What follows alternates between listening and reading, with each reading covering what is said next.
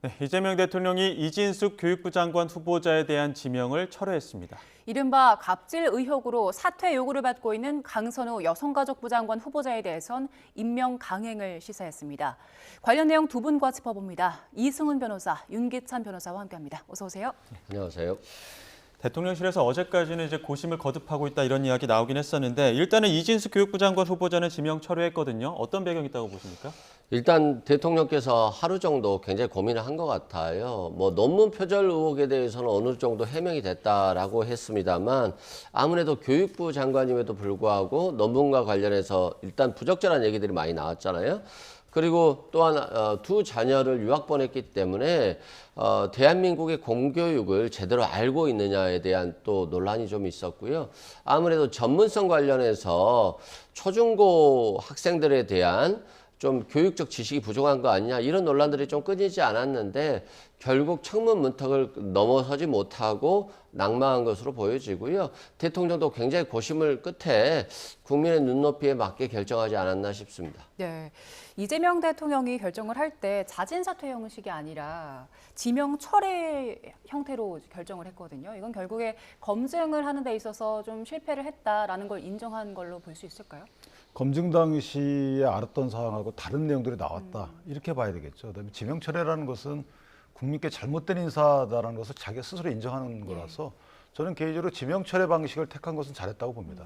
자진 사퇴라는 것은 어찌 보면 내가 감당하기 어렵습니다라는 본인의 의사표시인 거고 지명 철회는 내가 한 인사 기준에 안 맞다. 이후에 여러 가지 벌어진 상황들이 내가 몰랐던 사항들이다라는 것을 국민께 어필한 부분이고 그렇기 때문에 저는 이진숙 교육부 장관 후보자만 저렇게 낙마시킨 부분은 문제가 있다고 보는 거예요. 왜냐하면 이진숙 후보자와 강선호 후보자 중에 선택을 하신 거거든요.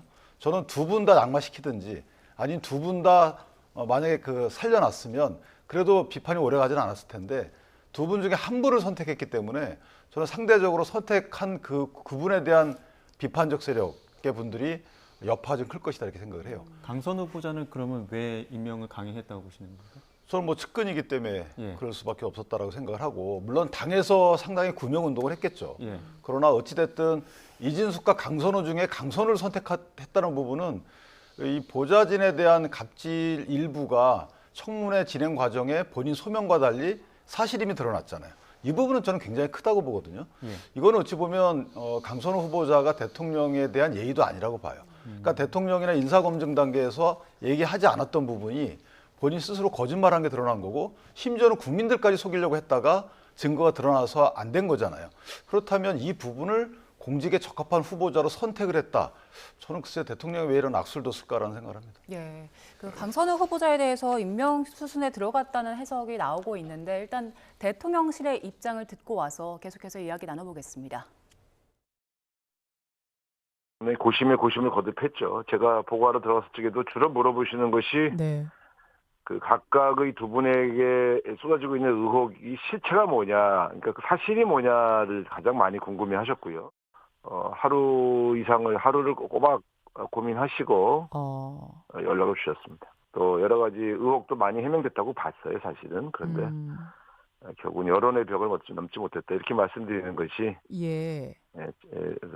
사실에 가까울 것 같습니다. 여론의 벽을 본인은 상당히 좀 억울할 수도 있어요, 사실. 자진 사퇴가 아니라 지명 철회였습니다. 이건 어떤 의미가 담겨 있을까요? 그 방법도 사실은 당사자하고 상의를 좀 했습니다. 종합적으로 고려해서 이런 결정을 내렸고 이 결정에 가장 영향을 많이 미치신 것은 여당 지도부의 의견이었다고 저는 그렇게 판단하고 있습니다.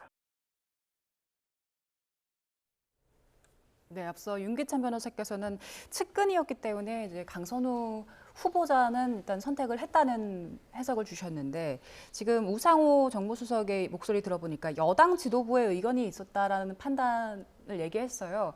일단 이 해석에 대해서는 어떻게 보십니까?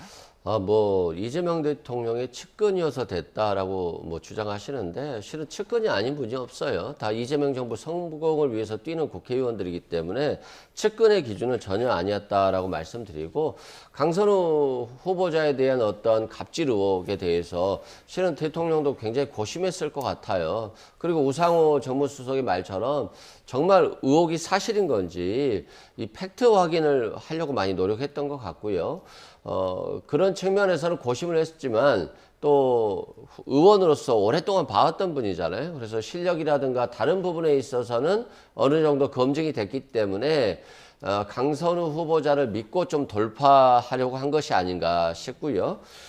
또한 저는 뭐 가장 고민했던 부분은 보좌진들이 문제를 제기한 부분이었어요. 예. 그래서 보좌진들은 또 국회의원들과 한 몸처럼 정치적 동지로서 움직이기 때문에 좀 존중할 수도 있겠다 이런 생각은 들었습니다만 또 반면에 지도부에서는 굉장히 강력하게 강선우 후보자를 믿고 지지해줬던 것 같아요. 지금 제기된 의혹들이 좀 과장되거나 부풀려진 측면이 있었다라고 좀 강조를 했던 것 같고요. 사실관계에 있어서도 강선우 의원을 좀 믿어줬던 것 같습니다. 그런 측면에서 대통령이 아마도 임명을 할 것으로 보여지는데 바로 임명까지 안 간 것은 또 대통령 결정 직후에 또 다른 뭐 여론의 어떤 의혹들이 제기될 수 있는 거잖아요. 그래서 예. 조금 숨을 고르고 있는 것이 아닌가 싶습니다. 여야가 워낙 이제 강선우 후보자를 두고 이제 공방이 심했기 때문에 지금 임명 수순을 밟기로 한 것에 대해서도 여야의 반응이 극명하게 엇갈리고 있습니다. 목소리를 모아봤습니다. 한번 들어보시죠.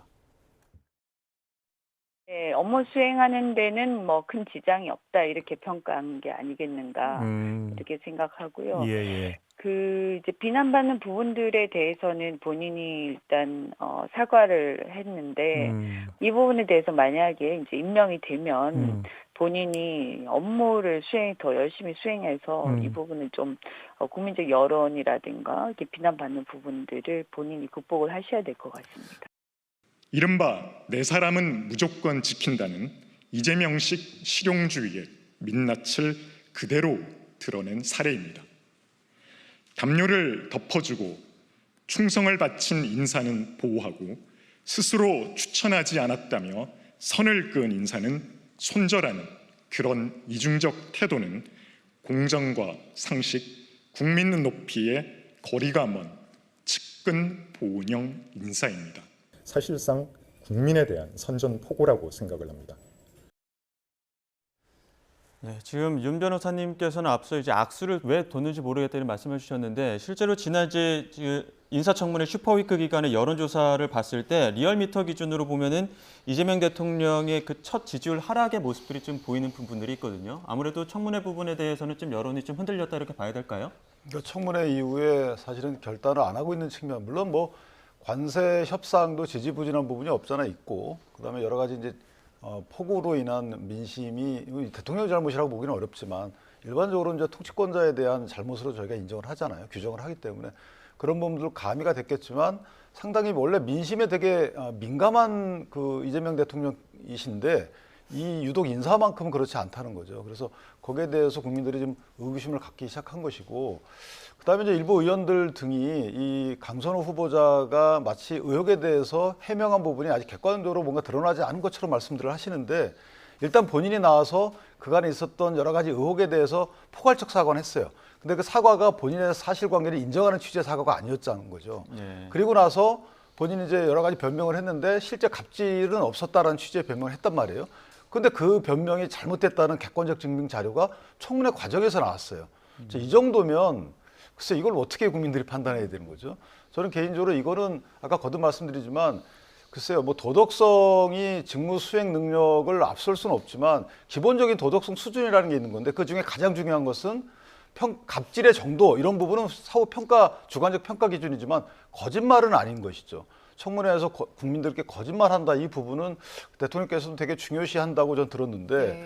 그렇다면 이 부분에도 불구하고 여당에 아무리 구명운동이 있었다 하더라도 이거를 아직까지 임명한 게 아닙니다. 네. 청문경과보고서가 채택이 안 됐기 때문에 다시 대통령께서는 10일을 기한으로 해서 재송부 요청을 할 거예요. 예. 그러니까 10일 정도의 시간이 있는데 그 과정에 어떤 일이 벌어질지 모르지만 추가적인 의혹이 나올지 안 나올지 모르지만 대통령께서 저는 임명을 하기로 결정했다고 보지 않아요.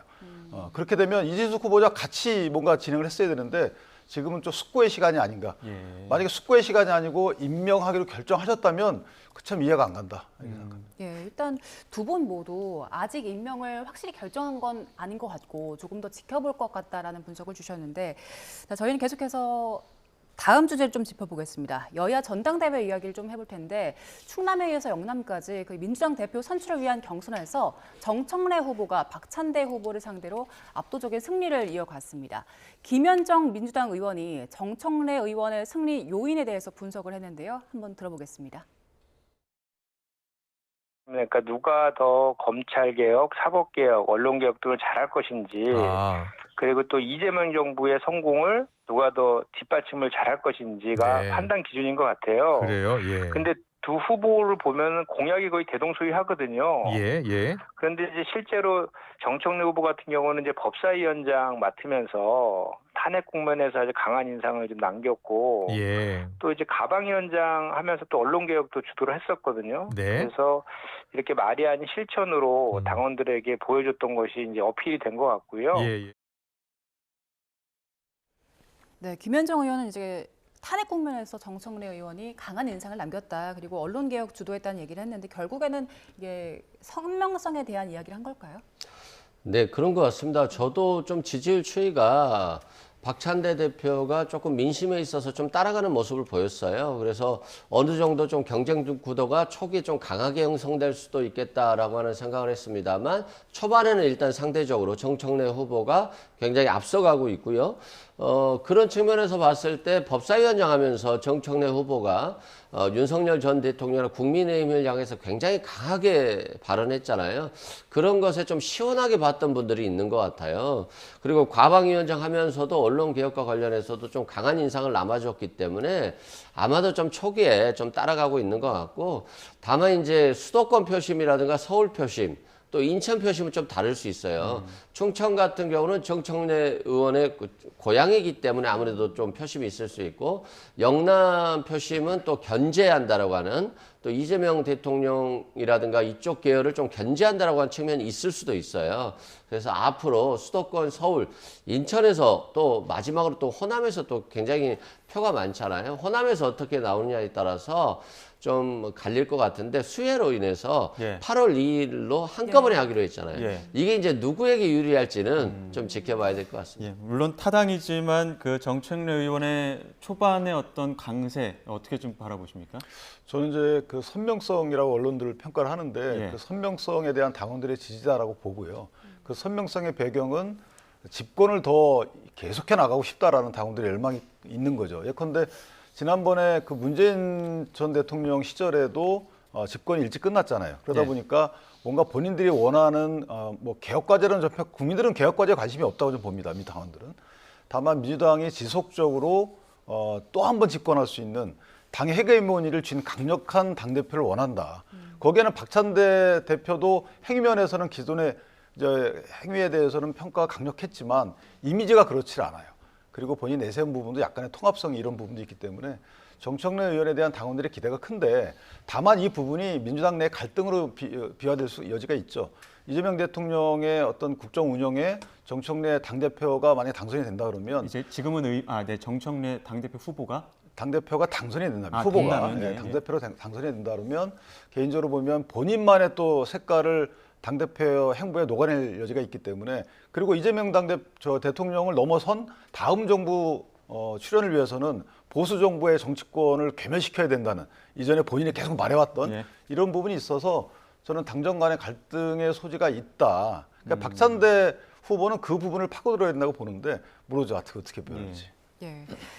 자, 그리고 국민의힘 당권 이야기도 해보겠습니다. 당권 경쟁 구도가 어느 정도 윤곽이 나왔는데요. 한국사 강사 전원길 씨의 전당대회 출마 가능성까지 거론되면서 국민의힘 내홍은 더 깊어지는 모양새입니다. 어제 김문수 전 장관이 출마 선언을 했는데 관련 이야기를 좀 듣고 오겠습니다. 전원길 씨가 지금 무엇을 주장하느냐 이런 부분에 대해서는 아마 더 토론도 하고 더 알아보고 해야 되는데 우리 당은 입당하는 사람을 특별한 문제가 없으면은 일단 받아들여야 된다고 보고 그래서 문호를 개방하자 이렇게 하죠. 개방하고 개방된 문호에 여러 가지 생각이 다른 사람도 올 수 있기 때문에 그런 사람들하고는 열린 대화 그 열린 대화가 한번 해보고 막 자르고 이런 식이 아니라 그분에게 그런 장을 깔아주는 당의 중진들 이 가장 큰 문제입니다. 그분의 목소리를 우리 당의 목소리인 것처럼 증폭시키고 당의 목소리인 것처럼 국민들에게 오해하게 만드는 우리 중진들의 그 무책임. 그렇다면 저는 당의 지도부가 여기에 대해서 좀 행동이 있어야 된다고 생각해요. 어떤 행동? 예. 거기에 대해서는 조치가 있어야죠. 그러니까 징계 가능하다고 보세요? 그럼 징계 가능하고 그리고 그분만 하면 뭐합니까? 그렇게 판을 깔아준 중진들한테도 저는 징계해야 된다고 봐요. 네, 윤희숙 혁신위원장은 전한길 강사 같은 분께 장을 깔아주는 당의 중진들이 문제라고 지적을 했는데 지금 김문수 전 장관은 문호를 개방하자 이런 얘기를 했습니다. 일단 당내 지금 목소리 어떻게 듣고 계세요? 저는 정당 정치라는 게 그 다양한 사람들이 와서 활동을 하는 거예요. 물론 본인들이 주장하는 거 부정선거 음모론 이건 저도 믿지 않거든요. 그런 부분에 대해서는 당의 민심을 이방케 하면 거기에 대한 또 행위에 대한 평가를 해야 되는 것이지 이 사람 안 되고 저 사람 안 되고 이 사람도 징계에서 잘라내고 저 사람 못 들어오게 하고 그 당세가 어떻게 확장이 되죠? 심지어는 민주당 같은 경우에는 진보당하고도 선거 연대를 했다고 평가받는 행위를 하잖아요. 그러니까 집권을 위해서는 또는 많은 국민적 지지를 얻기 위해서는 저희가 문호를 개방하고 많은 세력 확장을 해 나가야 되는데 지금 혁신위원장 저분의 말씀은 재판관 같은 얘기예요. 어떤 사안이 벌어졌을 때 옳고 그르고. 근데 정당사라는 게 옳고 그름으로 평가받지 않잖아요. 저희가 예전에 3당 합당도 그렇고 정당 합종 연행이 왜 일어나겠습니까? 상대방 정치 세력을 이기기 위해서는 적과도 손을 잡는 거예요. 그런데 왜 안 된다는 것인지. 만약에 저분이 전한길 씨가 주장하는 대로 출마를 하면 당원들의 선택을 못 받으면 그만이고 또 같이 들어오신 분들을 저희가 설득하면 그만이고 그런데 뭐가 무서워서 저러는지 모르겠고 저런 식의 사고방식을 갖게 되면 저희는 늘 갇힌다. 지금 이재명 대통령이나 민주당 같은 경우에는 보수 인사도 받아들이고 있잖아요. 근데 강한 좌파 분들도 받아들이고 또 일부 보수 분들도 받아들이는데 저희는 스스로 국내심에 들어오는 분들을 향해서 극우론을 펼쳐요. 극우론을 펼치고 마치 당내 주류 세력이 극우에 흡수되는 것처럼 이렇게 스스로 국어 프레임을 우리가 스스로 씌운다는 거죠. 저는 이 부분은 맞지 않다고 봅니다. 예. 그래서 저 부분은 윤희숙 혁신위원장이 조금 더 너무 도덕적 잣대를 갖고 본인의 시각을 당의 시각으로 일반화하는 게 아닌가 이런 생각. 참 말씀하시는 중에 지금 속보가 들어와서 속보 한 가지 전해드리겠습니다. 주말 동안 장마가 극심했었는데 장마가 끝나고 폭염이 왔습니다. 더위가 한층 심해지면서 폭염특보가 내륙 대부분 지역으로 확대 강화됐는데요. 기상청은 북태평양 고기압 영향권에서 폭염이 더 강해질 것으로 보인다며 오전 10시를 기준으로 폭염특보를 확대 강화한다고 밝혔습니다. 자세한 소식은 이어지는 뉴스에서 날씨 조금 더 자세히 알아보도록 하고요. 저희는 전국 대담 이어가겠습니다.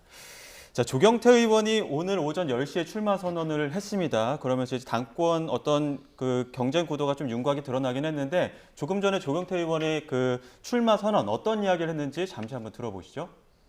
이 자리에 섰습니다. 사랑하는 당원 동지 여러분, 저는 여러분께 묻고 싶습니다. 또 묻습니다. 보수의 가치가 무엇입니까? 보수의 가치는 바로 헌법 수호, 법치주의, 자유민주주의, 그리고 사회 안정, 경제 발전이 우리가 추구하는 정통 보수의 가치입니다. 이 보수의 가치에 맞지 않는 당원들이 있다면 즉각 당을 나가주시길 바랍니다. 저 조경태는 정통 보수의 가치를 재건하는 데 앞장서겠습니다. 지금 우리 당은 절체절명의 위기에 빠졌습니다. 심각한 위기에 처했습니다. 당이 해체 수준에 놓여 있습니다. 우리는 솔직히 고백해야 됩니다. 우리 당은 스스로 보수의 정신, 보수의 가치를 어겼습니다. 국민의힘은 대한민국의 공당으로서 자유민주주의와 헌법 정신 그리고 법치주의를 수호할 의무가 있습니다. 하지만 그 가치를 우리 당 스스로 어겼고 국민들의 심판을 받고 있습니다. 이번 전당대회는 과거를 반성하고 성찰할 수 있는 우리 국민께서 주신 마지막 기회입니다. 이 마지막 기회를 살릴 사람은 온전히 자신의 신념과 국민의 뜻을 따라온 저 조경태입니다. 헌법 질서와 법치주의를 파괴하고 자유민주주의 질서를 대혼란에 빠뜨려 우리 당을 벽척간두의 위기로 몰고 간 세력들을 청산하는데 저 조경태 주저하지 않겠습니다. 혁신은 가죽을 벗기는 고통을 감내해야 성공할 수 있습니다. 국민의 눈높이에 맞는 확실한 혁신을 위해 국민 100%가 참여하는 인적 쇄신위원회를 적극적으로 상설기구로 구성하겠습니다. 누구나 말로는 혁신을 말하고 과거 청산을 외칠 수 있습니다. 하지만 이를 행동으로 보여준 사람만이 진정성 있게 해낼 수 있습니다. 저 조경태는 12.3 비상계엄 해제에 적극 나선 후 일련의 모든 결정을 국민의 뜻에 따라 행동으로 보여드렸습니다. 만약 이번 기회마저 어정쩡하게 넘어간다면 우리 당은 국민의 외면 속에서 민주당의 공격은 물론 극우 세력에게까지 둘러싸이는 사면초가에 직면할 것입니다. 저 조경태 잘못된 각오와의 완전한 절연을 통해 국민의 힘을 살려내겠습니다. 동시에 이재명 정권에 경고합니다. 이재명 정권이 무고한 우리 당원들을 특검이라는 이름으로 핍박한다면 가장 강력하게 투쟁하겠습니다. 존경하는 국민 여러분. 윤 변호사께서는 이제 프레임에 갇히지 말고 좀 받아들여야 한다 이런 말씀해 주셨는데 조경태 의원은 출마 선언하면서 일부 절연해야 될 세력들이 있다 이렇게 얘기를 한 것 같아요. 아니 받아들이는데 좀 유능하고 도덕적인 사람을 받아들여야 될 거 아닙니까? 세력을 확장하는데 그렇지 못한 사람들을 받아들이면 이게 세력이 확장이 되겠습니까? 당이 망하는 길 아닐까요? 그리고 방금 말씀하셨듯이 정통 보수의 가치를 좀 재건하겠다라고 했는데 과거 보수는 법은 잘 지키는 거였잖아요. 법 지키자는 거였는데 헌법과 법치를 파괴하고 있다는 측면이고 또 유능하다라고 했습니다만 경제를 망가뜨렸다는 측면이 있잖아요. 그래서 보수의 가치를 완전히 다 망가진 정당이 돼 있기 때문에 어떻게 재건할 것이가 문제인데 그 재건을 전환길 강사 가지고 재건할 수 있겠습니까? 저는 전환길 강사가 국회에 나와서 송원석 원내대표까지 있는 자리에서 뭐 부정선거 얘기하고 윤석열 어게인 뭐 이런 주장들을 하는 걸 보면서 영탁에 네가 왜 거기서 나와 노래가 자꾸 생각이 나요. 전혀 맞지 않는 분이 저렇게 활동하고 있는데 민주당 입장에서 보면 저런 분들이 전당대회를 좌지우지하고 정광훈 목사까지 나와서 국민의힘을 장악한다고 한다면 민주당이 차기 에도 정권을 당연히 유지할 수 있겠죠. 계속적으로. 그런데 건전한 야당이 없고 여당을 견제할 수 있는 건전한 야당이 없다라고 한다면 실은 여당도 또 약화될 수 있는 거잖아요. 스스로 또 부패할 수도 있는 것이기 때문에 실은 건전하게 견제할 수 있는 정당이 있다라고 하는 건 굉장히 좋은 거거든요. 국민들의 입장에서 보면. 그런 측면에서 좀 국민의힘이 개혁도 하고 국민 눈높이에 맞는 좀 정당으로 나아가야 되는 것인데 여전히 그냥 내란 정당에 푹 빠져 있기 때문에 좀 한심한 모습으로 많이 보인다라고 생각됩니다. 그런데 그 민주당의 경우에는 대권에서 압도적인 지지율, 대권 주자로 지지율을 갖고 있었던 당시 이재명 당대표, 현 대통령이시죠. 이분은 지지율을 근거로 해서 5개 재판을 받고 있음에도 불구하고 대권 후보 주자로 선출을 했어요. 그 당시에 국민의힘에서 뭐라 그랬습니까? 도저히 자격이 없다 그랬잖아요. 그럼 대통령으로 선출이 됐어요. 자, 이런 정당이에요. 이런 정당이 국민의힘 보고 뭐라 할 자격이 있느냐. 이런 부분이 하나 있는 것이고 저는 민주당을 탓하는 게 아닙니다. 그러니까 민주당은 어쨌든 이기기 위해서는 제 세력이 합쳐요.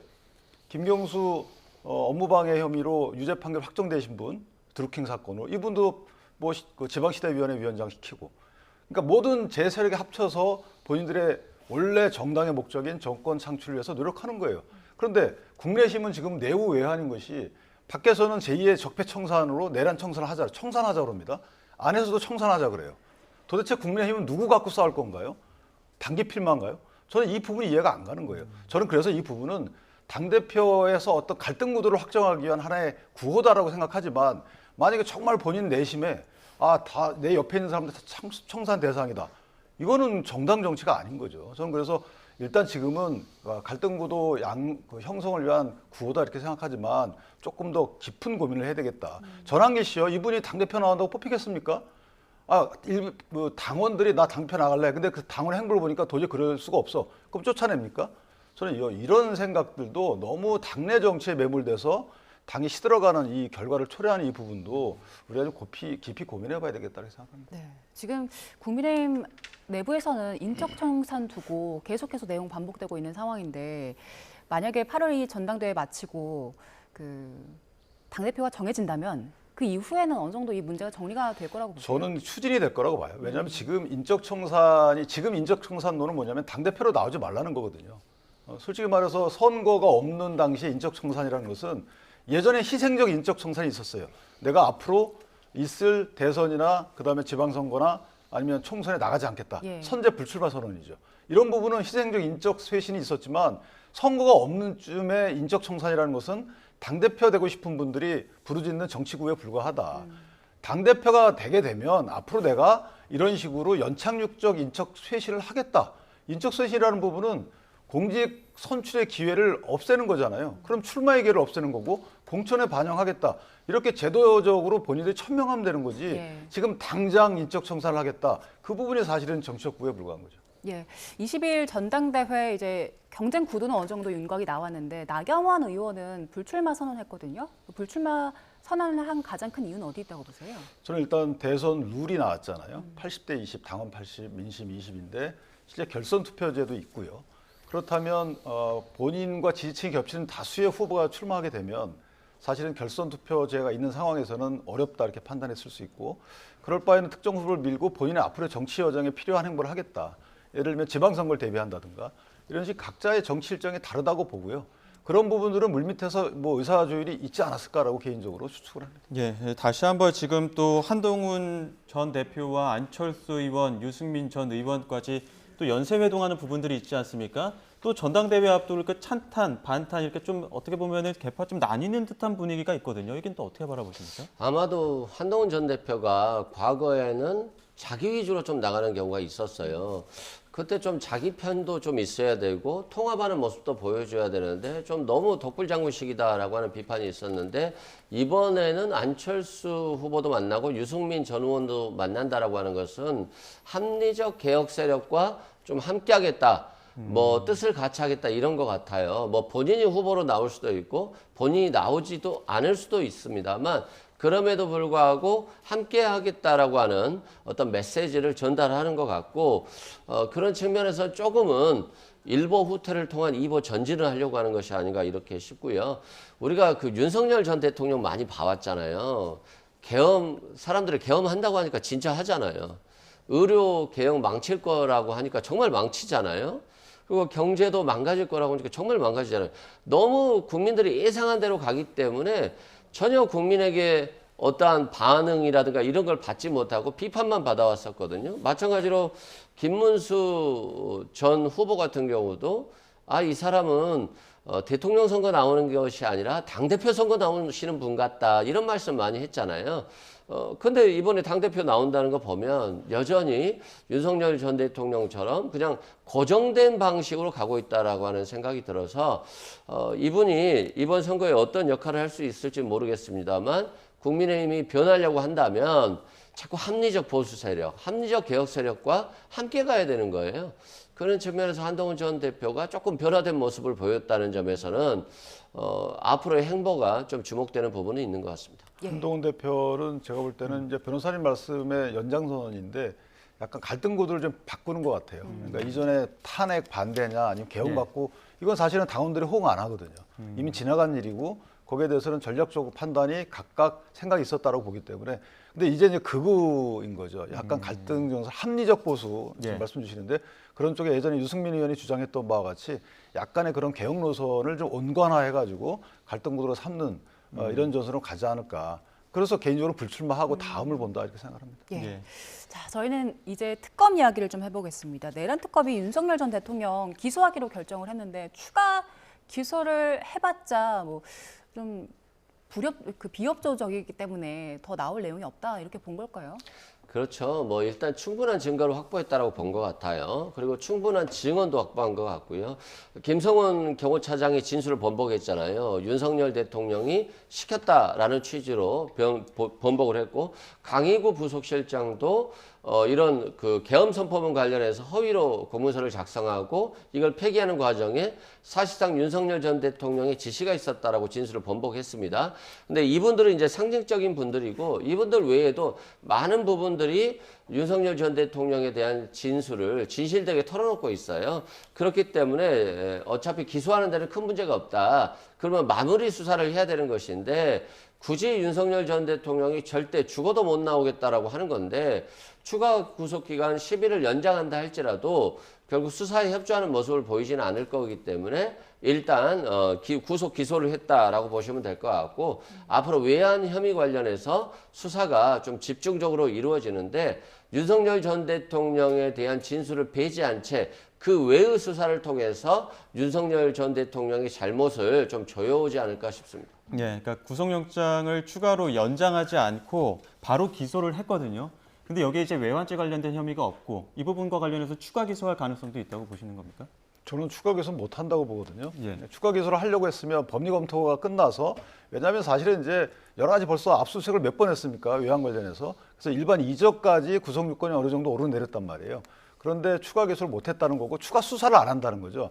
그 말은 윤석열 전 대통령을 소환한다고 해서 나올 가능성이 없었기 때문에 그렇다. 이건 저는 변명이라고 보고요. 예. 실제 일반 이적 등 외환 관련죄로 기소하기는 불가능하다라고 아마 자체법리 판단했을 가능성이 있어요. 그래서 수사를 사실상 윤 전 대통령에 대해서는 마무리한 거다라고 보고 예. 그렇다면 결국 뭐냐면 특검이 나와서 한 게 특별히 많지 않죠. 그러니까 실제 다른 수사기관에서 뭐 특수공무집행방해는 경찰, 나머지는 검찰에서 했던 부분들을 다 취합해가지고 영장 청구해서 구속시킨 거. 이거 빼놓고는 저는 거의 없다고 봐요. 그렇다면 특검의 이제 성과는 구속 하나. 그 다음에 이제 관계자들로의 수사 확대죠. 그 중에 하나가 국무위원들에 대해서 내란 방조 혐의로 기소를 해야 되는데 이것도 여의치 않은 거예요. 그러니까 내란 방조에 대해서 수사를 하는데 안 되니까 위증. 위증은 원래 특검의 수사 범위라고 보기 어려워요. 물론 수사 중에 인지한 사건이 수사 범위이지만 실제 10개로 적시된 데는 위증이 없어요. 그렇다면 특검이 실제 원래 국민이 뜻한 바, 원래 법안이 통과될 때 기대한 바 그대로 수사를 이어가고 있는지에 대해서 약간 의구심이 하나 있는 것이고 그다음에 이제 국민의힘에 향한 수사. 뭐 이 정도만 남아있지 않겠는가 개인적으로 그렇게 봅니다. 아마 윤 변호사님이 좀 희망사항이실 것 같은데요. 이제 외환죄 수사가 시작되기 때문에 좀 결과는 기다려 보셔라라고 말씀드리고 오늘 들어온 작전사령관에 대해서 체포영장을 신청했다고 하더라고요. 이게 만약에 발부된다라고 한다면 지금 외환유치죄, 일반 이적죄의 이제 신호탄이다라고 보시면 될 것 같습니다. 드론을 굉장히 오랫동안 보냈는데 이 드론이 추락이 됐고 이 드론을 개조해서 전단지를 살포할 수 있는 드론을 만든 거예요. 이렇게 개조를 하면 추락할 수 있다는 위험성을 충분히 말했음에도 불구하고 정말로 그냥 가서 추락시켰어요. 이건 상당히 고의적인 측면이 있다는 측면에서 드론 관계자들, 제작업체들, 그리고 드론 사령관 이런 분들에 대한 진술이 충분히 확보돼서 일단 체포영장이 신청이 됐기 때문에 만약에 발부됐다라고 한다면 일단 한 걸음 나아간 것이다라고 말씀드리고 김용현, 여인현 전 방첩사령관 등 관련 주요 피의자들에 대한 구속기간을 6개월 연장했기 때문에 아직 이들에 대한 수사가 진행됐다는 얘기가 없거든요. 근데 이들에 대한 수사가 진행됐다고 한다면 외환유치나 일반 이적죄에 일단 수사가 제대로 시작됐다라고 볼 수 있기 때문에 그 신호를 좀 봐야 될 것 같고 특히 외환유치 관련해서는 몽골에 블랙요원을 문상호 전 정보사령관이 파견했다라고 하는데 이 블랙요원들이 명단이 유출돼 가지고 정보활동을 하지 않기로 했었던 상황인데 보냈거든요. 그래서 북한 대사관에 접촉하려다가 체포됐다라고 했는데 이런 부분들은 국가 기밀 사항인 거잖아요. 그래서 서로 특검에서 수사를 한다 할지라도 이 부분을 최대한 유출되지 않게 하려고 하고 있기 때문에 특검이 어느 부분까지 수사가 진행되느냐라고 했을 때 언론에서 나오는 게 없으니까 별거 없겠지라고 이렇게 생각하는 것들은 좀 착오가 아닐까 싶습니다. 근데 자꾸 몽골 얘기하시는데 그건 군에서 아니라고 분명히 얘기를 했고요. 추가적인 수사 결과가 나오지 않고 있어서 물론 특검이 발표 안 하는 건지 모르지만 아직까지는 그것은 사실관계가 다르다라고 말씀을 드리고 김용대 드론사령관의 경우에는 이제 언론 종합해 보면 긴급 체포를 한 거예요. 그러니까 다시 한번 소환을 통지했다가 긴급 체포한 이유는 이제 뭐 신병 때문에 혹시나 뭐 극단적 선택을 할까봐 보통 그렇게 영장을 치거든요. 그런 거지 혐의가 그만큼 성숙됐기 때문에 친 건 아니다. 더군다나 거기에 적용한 거 보면 허위공문서 작성은 보고서를 잘못 작성했다는 건데 사실 대북 작전은 비익성이 있기 때문에 보고서를 달리 작성할 수도 있는 거고요. 그다음에 뭐 유엔 사령관의 허가받지 않고 비무장지대를 통과했다라는 것인데 그래서 직권남용이거든요. 이 부분도 그렇다면 역대 부파공작원 이분들은 다 그럼 외환죄입니까? 저는 이런 부분을 군사적인 어떤 작전에 관련돼서 이거 형법적 잣대를 들이대는 건 안 맞다고 보고 마지막으로 그 드론 관련해서 드론령에 보면 심리전도 들어가 있어요. 드론이 타격도 있고 정찰도 있고 정보 수집도 있고 심도 있기 때문에 거기에 어떤 형태로 활용됐는지 뭐 북한에 보이게 해가지고 북한으로 하여금 나 똑같이 할 거야라고 심리전적인 작전 목적이 있었다 그러면 그 또한 그걸 어떻게 입증을 어떻게 할 거죠? 그래서 되게 어려울 거다 이렇게 생각합니다. 네, 김건희 특검 얘기도 좀 해볼게요. 김건희 특검에서 오늘 소환 조사를 많이 진행하는데 일단 삼부토건 주가 조작과 관련해서 조현상 부회장, HS 효성 부회장은 소환을 했는데 일단 오늘이 아니라 좀 미뤄질 것 같고요. 류궁선 카카오 모빌리티 대표 소환을 했습니다. 그리고 이종호 전 블랙펄 인베스트 대표는 집사 게이트와 관련해서 좀 소환을 한 것 같은데. 그 이종호 전 대표 일단 집사 게이트와 관련해서도 있고 또 김건희 여사와는 좀 밀접한 부분이 많은 상황이잖아요. 일단 오늘 소환에서는 어떤 부분 물어볼까요? 그러니까 이종호 이분은 사실은 다 여러 군데 관련돼 있잖아요. 심지어는 해병 특검 관련해서 마치 그 임성근 해병사단의 구명운동 관련돼서도 연결돼. 지금 보시는 모습이 이종호 전 대표가 김건희 특검팀 이제 소환 출석하는 모습인데 보면서 말씀해 주시죠. 근데 실제 이제 가장 특검이 저는 칼을 겨누는 건 삼부토건은 아니라고 봐요. 삼부토건 같은 경우에는 삼부토건의 전현직 임원들 자체는 일단 죄가 될 수 있어요. 뭐 주가 조작 관련해서 이미 그분들은 그 증권선물위원회인가요? 어디서 고발을 했잖아요. 그러니까 그분들 관련해서는 저는 영장 발부될 가능성이 크다고 봅니다. 그리고 그 관련돼서 본인이 어떤 죄가 있다고 생각했기 때문에 또 뭐 도주를 했다고 또 한 분은 언론에 나오고 있고. 근데 카카오 모빌리티 이런 부분들은 IMS라고 하는 사실은 다른 집사와 관련된 거잖아요. 거기에 관련돼서 185억 원을 투자를 받았는데 이게 사실은 모종에 뭘 기대하고 한 것이 아니냐 또는 은근히 그 기대할 만한 것을 제시한 것이 아니냐라는 것인데 이 부분도 수사가 난항일 수가 있는 거죠. 왜냐하면 이후에 뭐 2021년도인가에 그때부터는 그 해당 의혹받는 집사라는 사람이 또 그 회사로부터 나갔다는 거잖아요. 근데 나갈 때 한 수십억 원 정도의 지분을 이제 팔고 나간 것 같죠. 그 돈의 흐름이 만약에 돈의 흐름에 김건희 씨나 그다음에 이종호 씨나 이런 분들이 흐름상이 있지 않다면 이 부분도 그렇게 입증이 쉽지만은 않아요. 근데 지금 이종호 전 대표가 지금 소환하는 모습, 소환해서 이제 출석을 하고 있는 모습을 저희가 보여드리고 있는데 지금 이 보시는 이종호 전 블랙펄 인베스트 대표의 경우에는 김건희 여사와의 어떻게 보면 직접적인 연결고리지 않습니까? 결국에는 지금 오늘 소환 조사를 통해서 김건희 여사에 대한 소환 조사도 멀지 않았다 이렇게 봐도 되는 겁니까? 멀지 않았을 것 같고요. 저런 분들에 대한 수사가 다 이루어진다라고 한다면 소환이 될 겁니다. 다만 뭐 우리 윤 변호사님께서는 좀 수사가 쉽지 않을 것이다라고 하는데 저는 이 사건 수사는 굉장히 쉬울 것 같아요. 수사가 굉장히 쉬울 것 같고 그 이유는 뭐냐면 한 35억 정도의 자본 잠식 상태에 있는 회사에 그냥 모르는 사람도 아니고 기업을 잘하는 대기업들이 왜 180억을 투자하겠습니까? 카카오 모빌리티라든가 HS 요성, 한국증권금융 이렇게 유력한 회사, 은행 등이 투자를 했어요. 그러면 이 돈을 당연히 회수를 못 했겠죠. 그런데 김건희 여사의 집사를 보고 투자할 사람이 어디 있습니까? 수십억씩.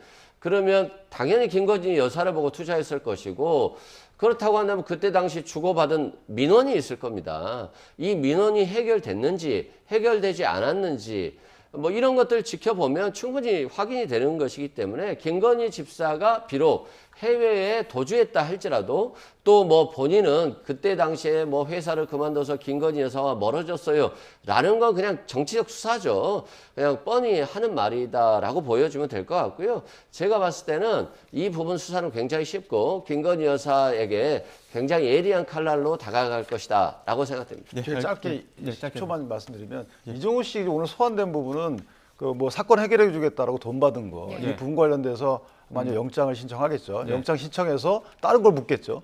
그리고 아까 IMS 같은 경우에도 물론 투자한 회사들이 그 부실한 회사에 왜 투자했어라고 배임의 여진이 있겠죠. 그다음에 투자를 받을 때 투자 유치한 사람이 사기의 혐의는 있을 수 있겠죠. 근데 더 나아가서 김건희 여사까지 연관되려면 또 다른 단서가 있어야 되기 때문에 그거 쉽지 않은 일이에요. 예, 그 부분도 이제 오늘 소환 조사를 통해서 또 어떤 새로운 소식들이 전해지면 저희가 속보로 또 전해드리도록 하겠습니다. 지금까지 이승원 변호사, 윤기찬 변호사 두 분과 함께했습니다. 고맙습니다. 고맙습니다.